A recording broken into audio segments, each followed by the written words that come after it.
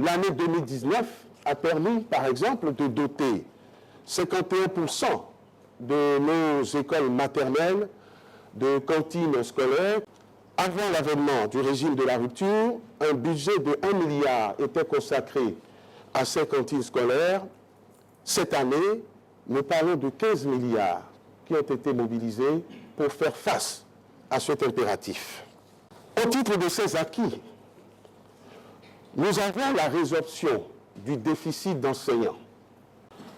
Nous avons le plan d'urgence de relance stratégique du secteur de l'éducation et nous avons plus récemment, puisque le président de la République a installé le mardi dernier, le mardi 21 janvier 2020, le Conseil national de l'éducation, qui est l'aboutissement d'un processus engagé depuis 3 ans et qui est la preuve de ce que l'éducation de nos enfants, des plus petits aux plus grands d'ailleurs, est une priorité, est au cœur de l'action du gouvernement.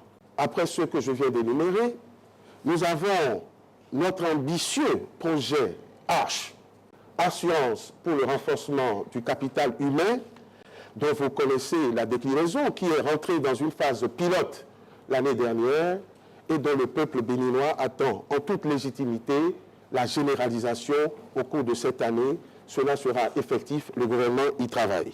Plusieurs de nos villes connaissent une transformation du paysage avec le projet asphaltage.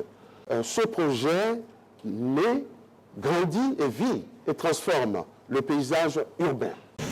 Dans ma position, passée comme actuelle, parce que moi je suis un fervent utilisateur de la liberté d'expression, je ne permettrai jamais que cette liberté d'expression soit mise en veilleuse. Et c'est également la préoccupation du gouvernement qui n'a jamais rien entrepris pour empêcher la liberté d'expression des citoyens qui s'expriment dans le cadre des lois de la République. Si un organe est en marge de la légalité ou n'a pas sollicité à temps le renouvellement de son droit d'exercer, ce n'est pas forcément imputable au gouvernement. Je crois que c'est prématuré de dire que ces organes ont été fermés par la volonté ou sous l'inspiration du gouvernement qui a fort à faire par ailleurs. S'agissant de la situation de Savet, je ne vais pas m'étendre sur les faits, vous les connaissez après les manipulations qu'il y a eu.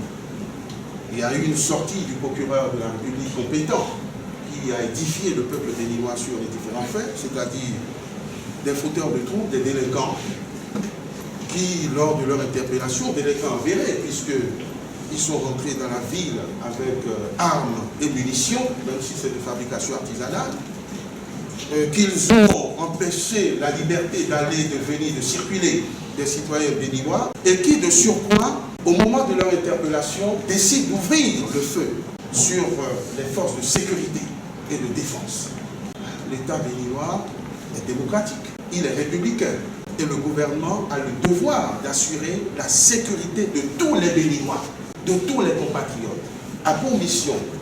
Et on lui en aurait fait le grief s'il n'avait pas pris ses responsabilités de neutraliser toute forme de délinquance, voire de criminalité. C'est dans la devise de notre gouvernement que de réaffirmer et d'assurer la restauration de l'autorité de l'État, l'état de droit, le respect des lois de la République.